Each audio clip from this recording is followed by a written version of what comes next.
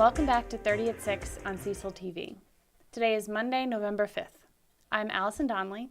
And I'm Rob Churnside. And Allison, it's so great that we're moving into the holiday season, starting with Halloween. Yeah, so speaking of Halloween, we have our grand prize winner, Bill and Ann Thomas of Northeast. They win the $50 Lowe's gift card.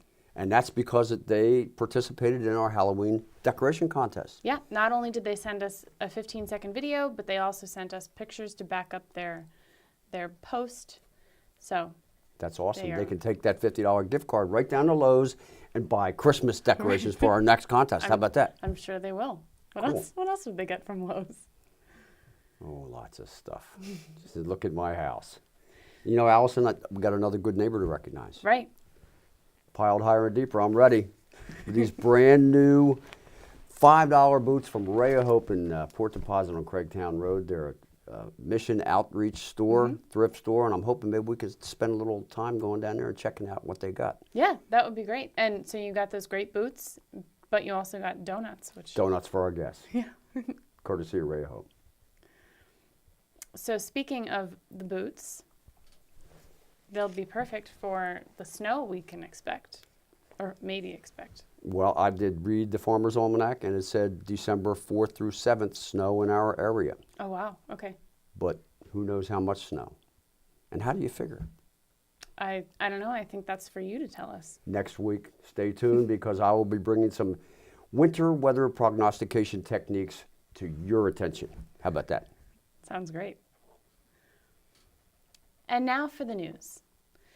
Recently, Cecil County government made available a map through its website that shows broadband coverage throughout the county. While the majority of places people live in the county are served by high-speed internet access, there are still pockets without service. To be without a wired internet connection means reliance on either wireless services or traveling to where there is service. And though the irony of trying to view a map on a website if you don't have the internet service is not lost on us, perhaps you know someone in this situation. With the map, you can find out if your house or your friend's house is among those known to not to have service, and if it isn't, let someone in our county government know. The broadband map's URL is long and complex, but we'll post it in the Facebook and Cecil TV postings with this show. This is a reminder that open enrollment for health insurance began November 1st and runs through December 15th. We'll hear more about that from tonight's guests. Nearly 3,000 more Cecil Countyans participated in early voting this year than did during the 2014 midterm election. As for Election Day in that year, only about 26,000 voters, or 42% of the eligible voter population, turned out to vote. Let's hope we can beat that number this year. As you probably know, voter turnout is expected to hit record highs for tomorrow's midterm election. With wet weather expected in most of the East, the question arises about what impact rain may have on turnout and which party's voters is most likely to be impacted. It turns out that there is very little evidence that one party or the other has a tendency to prefer being dry over exercising their civic duty. In fact, whatever effect does exist is slowly being reduced by early voting. But in the case that you have yet to vote and have an aversion to rain, tomorrow's forecast calls for only intermittent precipitation in the morning and worsening conditions after noon. So our advice is to head to the polls early. And now, a word from our sponsors. Hi, I'm Dr. Sam Charles. For 30 years, I have been practicing functional medicine and gentle chiropractic. Elkin Chiropractic Neurology is dedicated to enhancing whole body rejuvenation, whether or not you are afflicted with injury or disease. We utilize a structural, neurologic, metabolic, nutritional, and energetic approach to restoring your body to its full potential. After coming to Dr. Charles, I'm better than I was before. You deserve to feel good and to have an active lifestyle, so why not call Elkton Chiropractic Neurology today? Oh no, the furnace is on the fritz again. This time I'm calling the moon man. Wow, he's here already? At your service. There you go. Mission accomplished. Our house is nice and warm again. Thanks, Moon Man. You're awesome. You're welcome. Just go to moonairinc.com. For out of this world service, moonairinc.com. Good evening, and welcome back to 30 at 6. We're starting a new segment this evening called Dialogue with Leadership, so we've invited County Executive Dr. Alan McCarthy into the studio to talk to us about what's going on in Cecil County. Dr. McCarthy, thanks for being here. Well, thank you very much for the invitation. Of course. So with all the elections going on, aren't you happy to not be running for office? Yes, I am. I'm very happy not to be running for office. So although election results are obviously not in at the time of this interview, we have a pretty good idea of what the next county council will look like. What do you think we can expect from them? I expect to continue to move Cecil County forward, and hopefully at a more aggressive and faster pace. We've accomplished a lot in the last 2 years, and I'm expecting to accomplish that much more in the next 2. Do you think it is realistic that the next 2 years in terms of economic development will be like the last 2 years? And on that note, do you think that there will be more opportunities to bring jobs to Cecil County beyond distribution? Yes, I do. I'm quite certain it will bring in jobs beyond distribution because we already have them lined up to come. They will be coming in the next 2 years. There'll basically be a wide variety of professional jobs. There's also much higher quality jobs requiring very skilled personnel. What kind of opportunities are in the pipeline? Well, I can't talk about that at this particular point in time.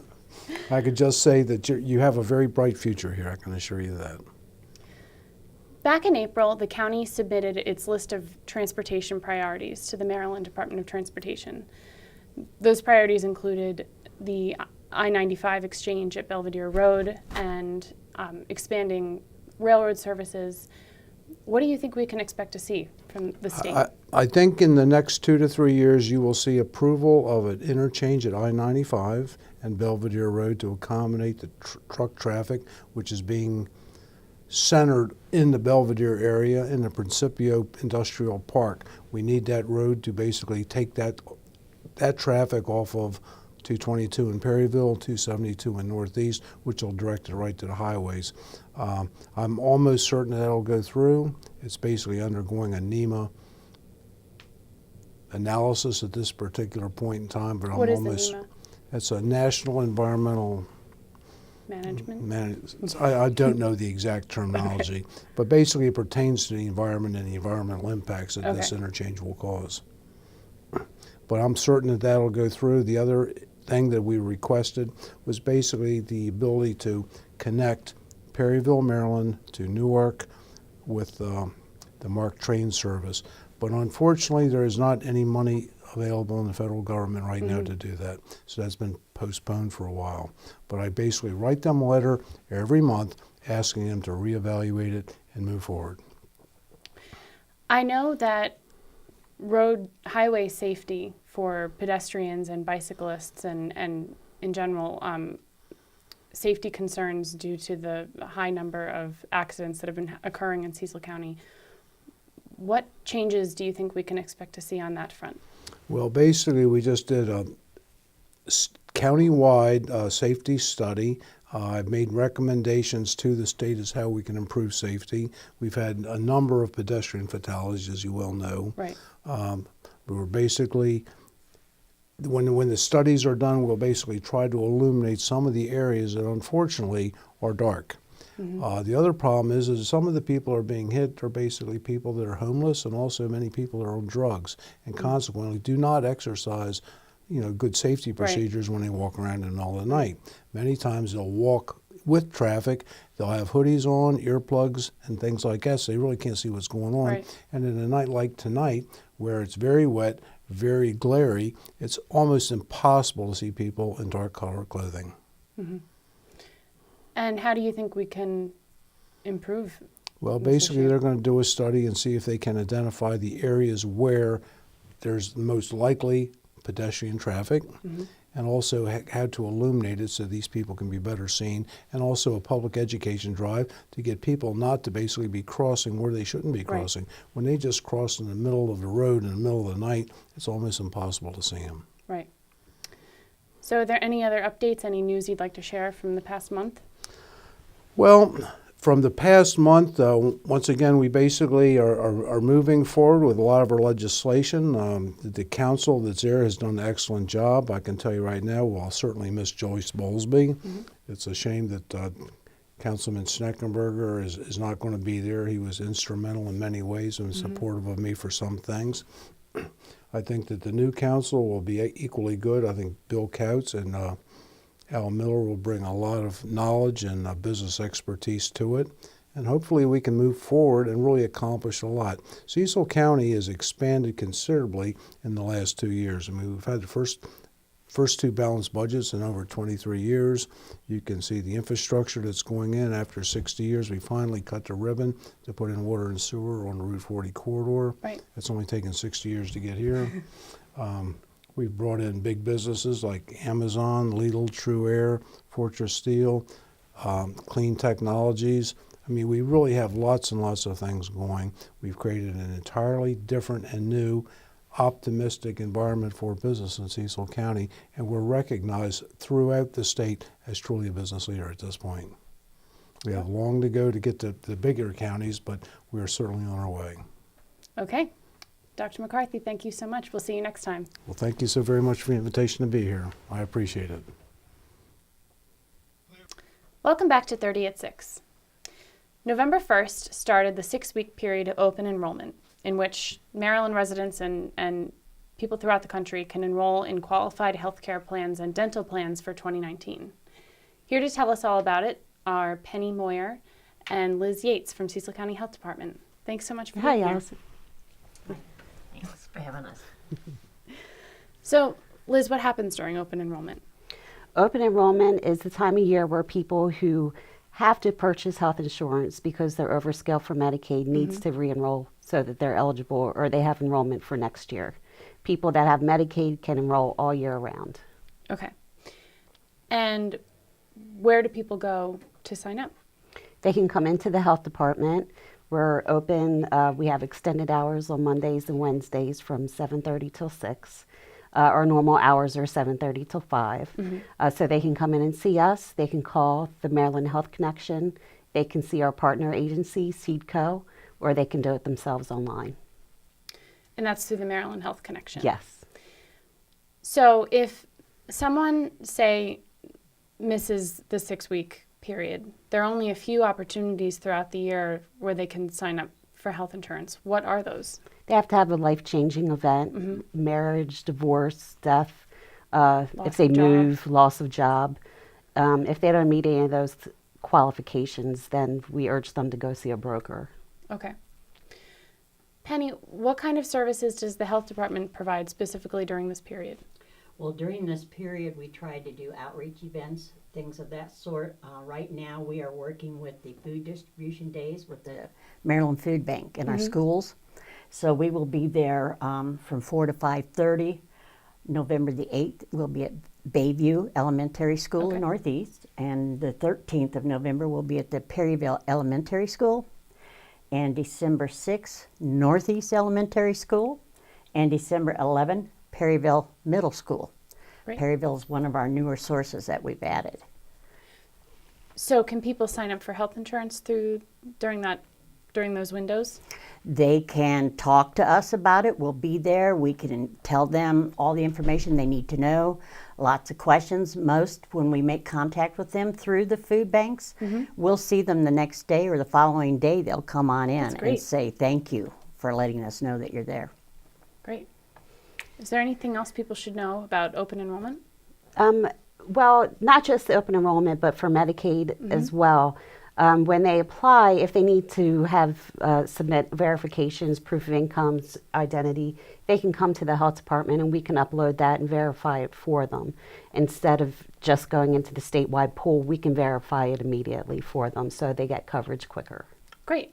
And what's the phone number for the health department in case someone's watching and wants to get in touch with you? MCHIP is 410-996-5126. Okay.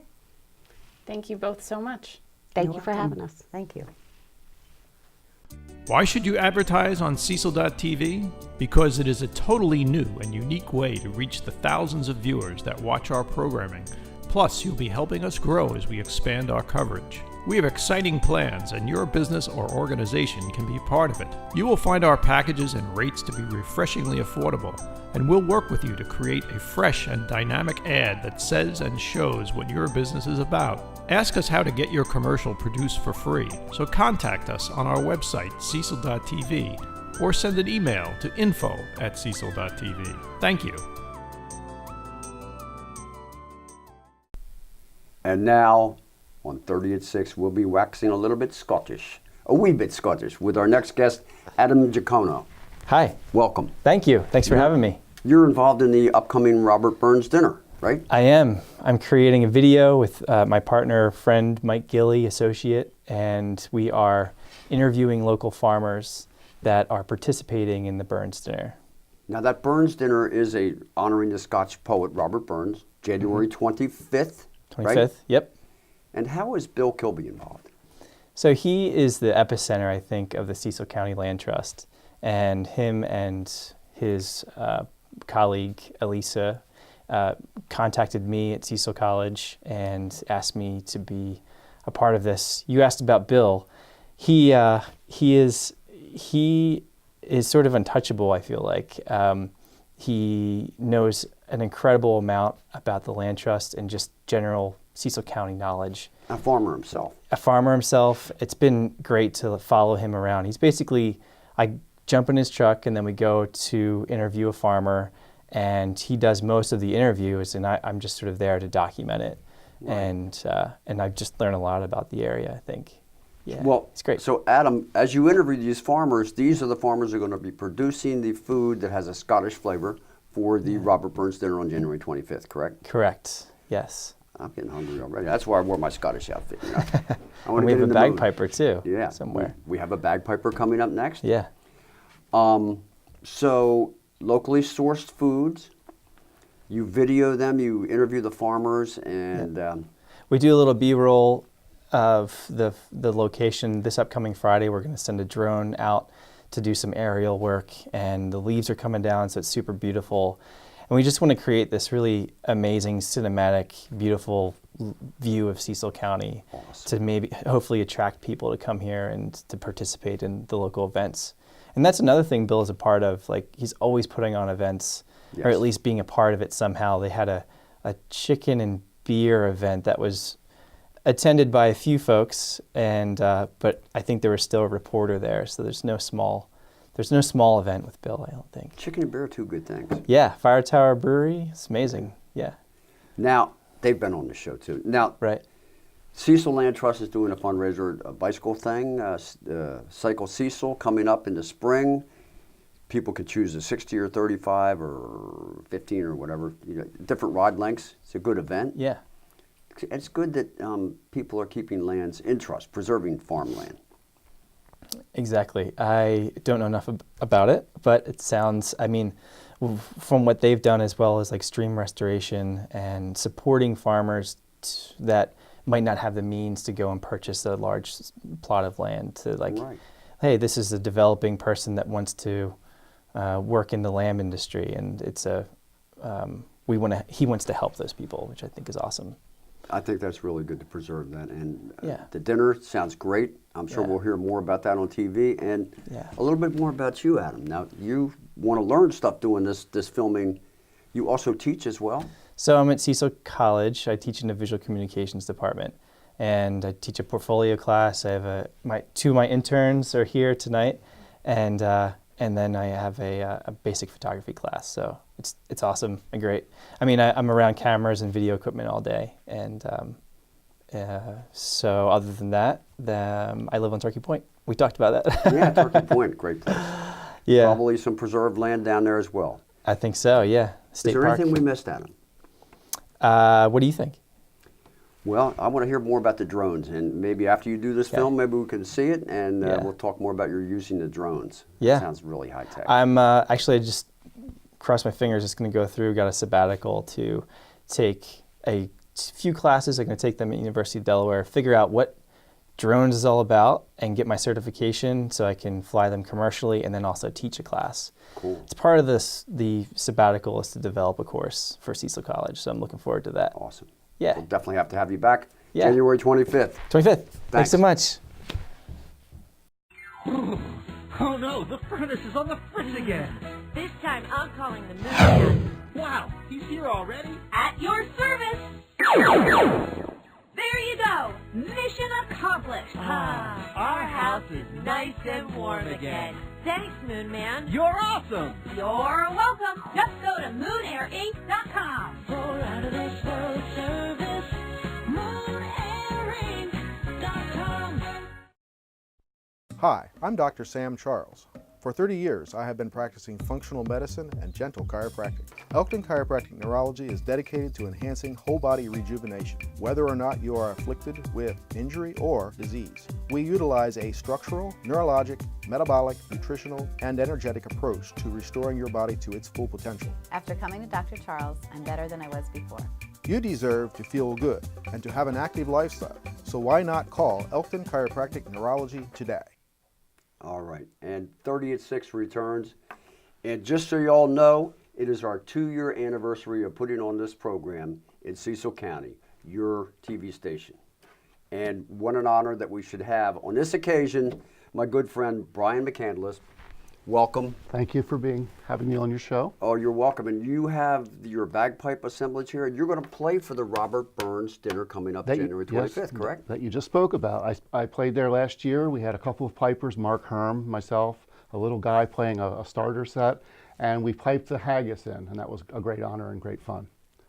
And what I've brought today is a set of bagpipes from the 1800s that I'll be using, but I'm sooner, in a few days, I'll be using them at the armistice, the centennial of the armistice signing. That's the end of World War I, which was the 11th month, 11th day, 11th hour.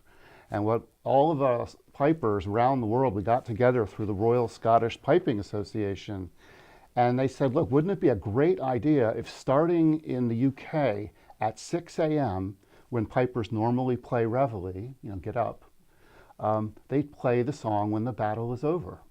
And then the idea got to be, this will go around the world so that every piper in every time zone up and down the meridian lines will be playing when the battle is over at 6 a.m. So you'll get this sort of song of peace going around the entire globe. We have 2,000 pipers signed up. What if it really works? That would be very cool. That would be great. Very cool. So you're going to be playing in Elkton at the Armory, 6 a.m. Right, the Doughboy Memorial, which is the World War I memorial to the Doughboys. Cecil County had, I believe, 17 who went over and offered their services during World War I. And I played at the 100th anniversary of the entry of the United States. That was April 7th, 2017. So this will be following that up without the war theme. Good, that's great. And how, Brian, did you get started with the bagpipes? I got started with pipes when I was around 20 years old. I had already been playing folk music, mostly string instruments. It was a family thing. And I was very taken with the sound of the drones that this instrument produces. And gradually, after dabbling, took formal lessons by the time I was about 25. You'll have to show us when you get your pipes out, which are the drones, because I have no idea. Sure. Well, this set here, made by Robertson of Glasgow in around 1898, it's a bagpipe, so it has a bag with a beautiful cover, and that's the Black Watch cover, because the gentleman who used this pipe in Africa in the Boer War, he was in the Black Watch. And the pipe has a part you blow here. It has an oboe chanter here, called the chanter. And then you have these 3 pipes which you can't play. You tune them once, and then they provide a background sound, which we call the drone, and that provides your harmony to your oboe, to your chanter. Wow, so you can play your melody on that oboe part. Right, so you can take this out, and you can see there's a double-bladed reed, and you've got finger holes, and the bag gives you enough air to then make a scale and play music. Okay, cool. Yeah. And how old is the bagpipe as an instrument? We have seen evidence as far back as the Greeks, certainly in Greece. The Greeks? Mm-hmm. Wow. And there's pottery and certain iconography that depicts people blowing into something that looks like a bag with a little pipe coming out that they're fingering. So. Now, you know all this kind of stuff. I knew you would know because you're involved in the Cecil County Historical Society. Right. I've seen you up there. I'm a volunteer there, and Yes. I was a co-curator for about a decade, but because of time constraints, I'm just a volunteer now. And I've also seen you, Brian, playing at the Irish sessions at Minnehanes. That's correct. Second and fourth Thursdays every month. All the Irish guys in town, there's a fiddler, some guitar players, some really good singers, some Irish drum players. We all meet there and play collective tunes that we've learned over the years. It's a really fun event. So you're shifting gears from Ireland to Scotland. Yeah, it's all Celtic. And now, what about the song you're playing in the Armory? Right, that'll be When the Battle is Over. Is that have any particular origin? Yes, it was written by William Robb. He was a pipe major, and he wrote it between the Boer War in South Africa and World War I, and he wrote it as a song of peace. So here he was, he's a pipe major in a military organization writing a song of peace, because after the battle of battles like the Somme, so many people died unnecessarily and over such a long period. Even the soldiers realized something had to be done. And a lot of the pipe majors were excellent composers, and a lot of them wrote really wonderful pieces that are not militaristic, which is interesting. Well, and the box? The box that came with this set, I inherited this set, and the fellow who played them and was shot and landed on them, he lived. The pipes were broken, and it took us 5 years to restore them, but this is his tartan. This is the Johnstone tartan. He was Mr. Johnstone. This set and box were given to me by his granddaughter in the mid-1980s, and they were in a terrible condition. She said he was shot. They packed him up, sent him back to Glasgow. He never wanted to see the pipes again, but he kept them with the family when he emigrated and immigrated to Newcastle, Delaware, and the pipes sat in their basement for almost 100 years. And a friend of mine saw her and said, "You have to come meet this woman. She has a story, and she has an instrument she wants someone to take care of." Wow. And I was a lucky man to.